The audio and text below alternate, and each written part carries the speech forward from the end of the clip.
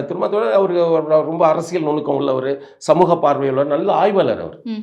அது சமூகத்தின் மீதானே ஒரு பெரிய ஆய்வு கண்ணோட்டம் இருக்குது. அதனால அவர் ஏன் அப்படி சொல்றாரு அப்படின்னாக்கா, அவர் இல்ல அந்த மக்களுக்கு நிரந்தரம் பண்ணு அரசு ஒண்ணு அதை ஒரு செக்டாராவே மாத்திடுறதுக்கான சமூக பண்பு இருக்குது பின்னாடி.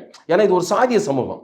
இல்ல ஆனா அதை ஏன் நீங்க சொல்ற கண்ணோட்டத்துல இருந்து யாரும் அணுக மாட்டேங்கிறாங்க? அவர் இன்னைக்கு திமுகவுடைய கூட்டணியில இருக்கிறதுனால இந்த மாதிரியான ஒரு விஷயத்தை அழுத்தத்தின் பேரால பேசுறாரு அப்படின்றது இல்ல இல்ல இல்ல இல்ல அது அண்ட் அது அவங்க கிடையாது. கூட்டணி கட்சிகளா இருக்கக்கூடிய செல்வ பெருந்தகையா இருக்கட்டும் இல்ல பே சண்முகம் அவர்களா இருக்கட்டும் இவங்களுமே புரிதல் இல்லாம பேசுறாங்கன்னு தானே சொல்றாங்க.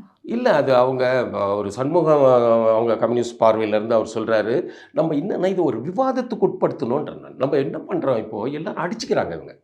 ஒருத்தர் ஏன் அந்த கருத்தை சொல்றாரு? இப்போ நீண்ட நெடுந்தொலைவு பார்வையோட ஒரு ஏன்னா இது ஒரு சாதிய சமூகம்.